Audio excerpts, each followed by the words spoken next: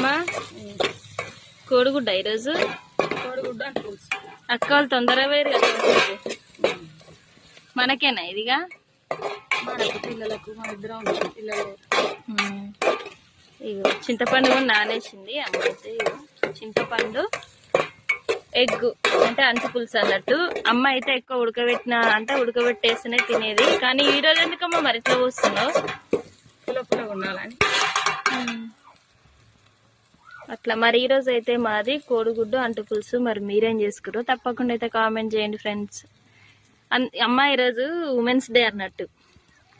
మరి happy women's day అంటే మహిళల దినోత్సవం. Happy women's day.